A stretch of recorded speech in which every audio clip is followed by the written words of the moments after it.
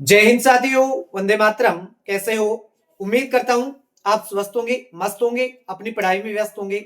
आपके अपने YouTube channel TCG classes में पुनः हार्दिक अभिनंदन, स्वागतम, मोस्ट वेलकम। दोस्तों, इस सेशन के अंदर हम राजस्थान चतुर्थ श्रेणी कर्मचारी भर्ती 2025 को लेकर के बातचीत करने वाले हैं। क्या बातचीत करने वाले हैं? स्क्रूटनी फॉर्म भरने की डेट हुई फिक्स। ये लेटेस्ट अपडेट है। क्या है? स्क्रूटनी फॉर्म भरने की डेट हुई फिक्स। इसके बारे में बातचीत करेंगे। डॉक्यूमेंट्स वेरिफिकेशन कब होगा? कौन कौन से शपथ पत्र बनवाने हैं? शपथ पत्र जो आपके डॉक्यूमेंट्स वेरिफिकेशन के समय आवश्यक हैं वो कौन कौन से हैं, इनके बारे में बातचीत करेंगे। और कौन कौन से डॉक्यूमेंट्स आपको रेडी करवा लेने हैं जो डॉक्यूमेंट्स वेरिफिकेशन के समय आपको चाहिए, सभी पॉइंट्स के ऊपर चर्चा करने वाले हैं। मेरा आपसे आग्रह रहेगा, वीडियो को ज्यादा से ज्यादा लाइक कीजिएगा, शेयर कीजिएगा और पहली बार चैनल पर जुड़े हैं तो चैनल को सब्सक्राइब करके बेल आइकन को प्रेस कर लेना है, क्योंकि सभी भर्तियों की विज्ञापन जारी होने से लेकर फाइनल सिलेक्शन तक संपूर्ण प्रोसेस आपको इस चैनल के माध्यम से इजी वे में प्राप्त हो सके, इसलिए चैनल को सब्सक्राइब करना ना भूले। आइए बिना देरी की शुरुआत करते हैं सेशन की। सबसे पहला पॉइंट, स्क्रूटनी फॉर्म भरने की डेट हुई फिक्स। अब ये स्क्रूटनी फॉर्म होता क्या है? देखिए, राजस्थान चतुर्थ श्रेणी कर्मचारी भर्ती 2025 का रिजल्ट आउट हो चुका है। ओके, कट ऑफ जारी कर दी गई, कट ऑफ आपने देख ली। उसके बाद में आपका स्कोर कार्ड भी डाल दिया गया है। क्या डाल दिया गया है? Score card. Okay, score card भी आपने चेक कर लिया होगा। नॉर्मलाइजेशन के बाद में आपके अंक बढ़े या घटे सब उसमें पता चल रहा है। क्लियर? ओके,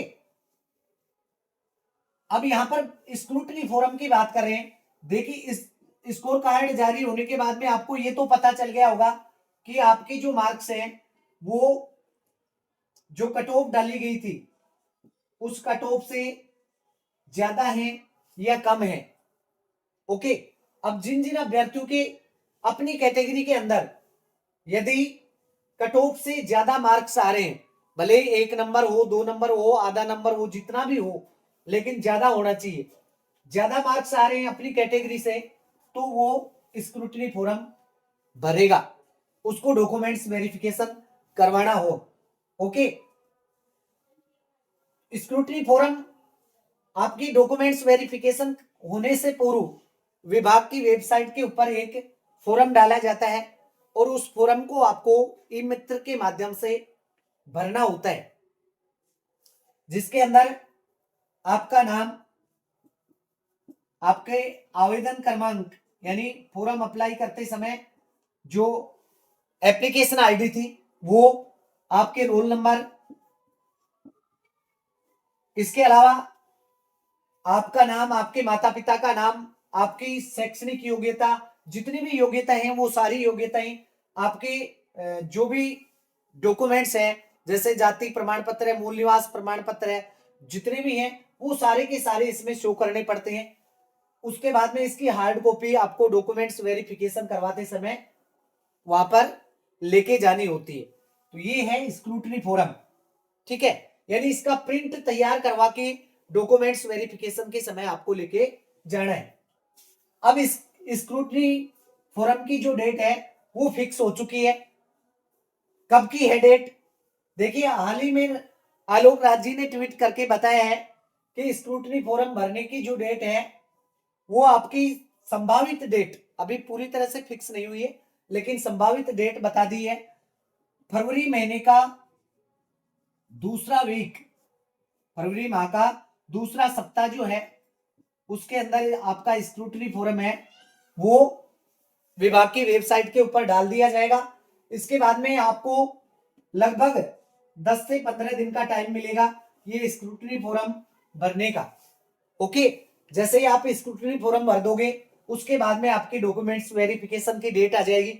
जो डॉक्यूमेंट्स वेरिफिकेशन की डेट है वो ऐसी संभावना लग रही है कि फरवरी माह का अंतिम सप्ताह या मार्च का जो महीना है उसके फर्स्ट वीक के अंदर आपको ये डॉक्यूमेंट्स वेरिफिकेशन करवाना पड़ सकता है। ओके, तो डॉक्यूमेंट्स वेरिफिकेशन में भी आपको 10 से 15 दिन 20 दिन का टाइम मिलेगा, क्योंकि राजस्थान पुलिस वीडियो पटवार के अंदर भी यहाँ पर आपको 7-8 दिन का टाइम मिला है।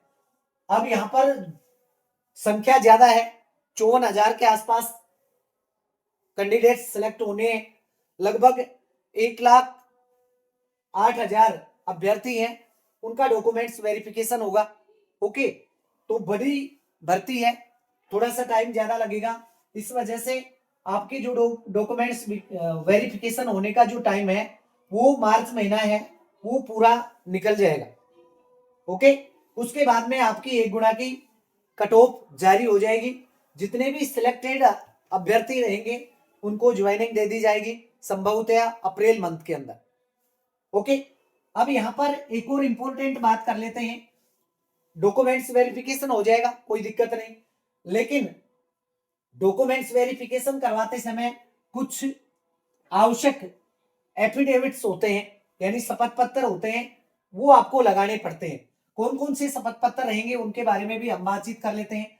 शपथ पत्र की बात करें तो आपको यहां पर जो अभ्यर्थी फॉर्म अप्लाई करते समय अपने आप को विवाहित दिखाए थे तो उनका विवाह पंजीयन होना जरूरी है। ठीक है, विवाह पंजीयन होना जरूरी है। यदि आपने विवाह पंजीयन नहीं करवा रखा है तो एक शपथ पत्र भी लग जाता है। यदि आप बाल विवाहित है तो ठीक है, यदि आपका बाल विवाह हो गया तो एक शपथ पत्र आपको लगा देना है कि मेरा जो है बाल विवाह हो चुका था, इस कारण से मैंने अपना विवाह पंजीयन नहीं करवाया है। ओके, इस प्रकार का एक शपथ पत्र आपका लग जाएगा। इसके अलावा कोई अभ्यर्थी दिव्यांग है तो दिव्यांगता से संबंधित आपका एक शपथ पत्र लगेगा। इसके अलावा कोई महिला डाइवर्स है, उसका भी एफिडेविट देना पड़ेगा। संतान संबंधित शपथ पत्र आपको लगाना पड़ेगा, यानी 2 से अधिक संतान नहीं होने का शपथ पत्र लगाना पड़ेगा। ठीक है, विवाहित नहीं होने पर अविवाहित का प्रमाण शपथ पत्र भी आपको लगाना पड़ेगा। अविवाहित होने का भी शपथ पत्र लगाना पड़ता है। ओके, इसके अलावा जैसे धूम्रपान से संबंधित शपथ पत्र है वो आपको लगाना पड़ता है। ठीक है, विकलांग है तो विकलांग से संबंधित शपथ पत्र लगाना पड़ता है। हालांकि ये शपथ पत्र जो है उनको आपको अभी से रेडी नहीं करवाना है। जैसे स्क्रूटनी फोरम आएगी, डॉक्यूमेंट्स वेरिफिकेशन की डेट आएगी बाद में, तो डॉक्यूमेंट्स वेरिफिकेशन जब भी करवाओगे आपको कोर्ट के अंदर जाना है और ये एफिडेविट आपको तैयार करवा लेने हैं। चाहे दहेज से संबंधित हो, बाल विवाह से संबंधित हो, है ना, विवाहित होने का या अविवाहित होने का हो, दिव्यांग का हो, डाइवर्स का हो, धूम्रपान से रिलेटेड हो, सारे शपथ पत्र जो भी आपके से मांगे जाएंगे वो आपको डॉक्यूमेंट्स वेरिफिकेशन से पहले रेडी करवाने होंगे। ओके, तो अभी ज्यादा जल्दबाजी नहीं दिखानी है। कौन कौन से मांगे जाएंगे वो आपको स्क्रूटनी फॉर्म भरते समय पता चल जाएगा। ओके, इसके अलावा कौन कौन से डॉक्यूमेंट्स आपको चाहिए उनकी मैंने अलग से एक वीडियो डाल रखी है, चैनल की प्लेलिस्ट में जाकर के वो वीडियो आप देख सकते हो। मोटे तौर पर मैं आपको बता देता हूं। एक तो आपकी शैक्षणिक संबंधित योग्यता से रिलेटेड डॉक्यूमेंट्स चाहिए, जैसे आपकी 10वीं है, 12वीं है, बीए एमए है, जो भी है उसकी एक डॉक्यूमेंट्स चाहिए। ठीक है, और साथ साथ में बोर्ड सर्टिफिकेट भी चाहिए, क्योंकि वर्तमान समय में तो बोर्ड सर्टिफिकेट साथ में आ रहा है। पहले बोर्ड सर्टिफिकेट साथ में नहीं आता था, आज से 7-8 साल पहले। तो जो अभ्यर्थी आज से 7-8 साल पहले 10वीं 12वीं उत्तीर्ण कर रखे हैं उनको बोर्ड सर्टिफिकेट की भी आवश्यकता रहेगी। हाँ, कुछ अभ्यर्थी कमेंट्स करते हैं कि सर मेरे पास डिग्री नहीं है, मेरी डिग्री गुम हो गई है। डिग्री को लेकर के आपको ज्यादा टेंशन नहीं लेनी है, क्योंकि डिग्री की कोई आवश्यकता नहीं होती है। डिग्री की आवश्यकता आपको बाद में पड़ती है जब आपको पदोन्नति चाहिएगी उस समय। ओके, तो शैक्षणिक संबंधित जितनी भी योग्यताएं आपके पास हैं, आपने जो भी अधिकतम योग्यता अर्जित कर रखी है, न्यूनतम से अधिकतम सारी लेकर के जानी है। ओके, ताकि पदोन्नति में आपको बढ़िया अवसर मिल सके। इसके अलावा मूल निवास है, जाति प्रमाण पत्र है। अच्छा, ज्यादातर अभ्यर्थियों को जाति प्रमाण पत्र जो है उसको लेकर के शिकायत रहती है, तो जाति प्रमाण पत्र के बारे में मैं दोबारा से आपको अवगत करवा देता हूं। जाति प्रमाण पत्र जिस समय आपने आवेदन किया उस समय 1 साल से अधिक पुराना नहीं होना चाहिए, 1 साल से अधिक पुराना नहीं होना चाहिए, 1 ईयर, ठीक है, 1 साल से ज्यादा पुराना नहीं होना चाहिए, यानी अंडर 1 ईयर होना चाहिए। इसके यदि किसी का 1 साल से ज्यादा पुराना था और उसने आवेदन कर दिया तो अब उसका क्या समाधान होगा, इसके लिए आपको एक शपथ पत्र बनवा लेना है कि मैंने जब आवेदन किया उस समय मेरा जाति प्रमाण पत्र जो था वो 1 साल से ज्यादा पुराना था, उस समय भी मैं इस कैटेगरी में था और वर्तमान में भी इसी कैटेगरी में मैं हूं, यानी सेम कैटेगरी में मैं हूं, ठीक है, उस कैटेगरी के लिए एलिजिबल उस समय भी था और वर्तमान समय में भी हूं, ऐसा शपथ पत्र आपको कोर्ट में बनवा लेना है और इसके बाद में आप इसमें लगा देना, ठीक है। हो सके तो नया जाति प्रमाण पत्र भी आपको बनवा लेना है, आवेदन के बाद में भी आपको अब जाति प्रमाण पत्र न्यू बनवा लेना है, कोई दिक्कत नहीं।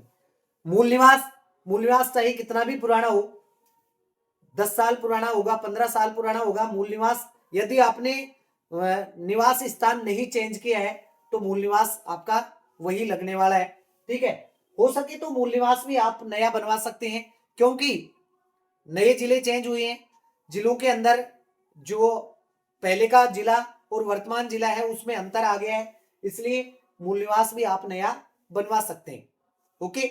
और पहले का मूल निवास है उसके आधार पे भी आप इसमें कोई दिक्कत नहीं, शपथ पत्र लगा करके और डॉक्यूमेंट्स वेरिफिकेशन करवा सकते हैं। और किसी भी प्रकार की डॉक्यूमेंट्स से लेकर के कोई समस्या हो, कमेंट्स आप करके मेरे से कोई भी सवाल है वो पूछ सकते हैं, आपका आंसर देने का पूरा प्रयास मेरे द्वारा किया जाएगा। Okay, thank you for watching, मिलते हैं नेक्स्ट वीडियो में।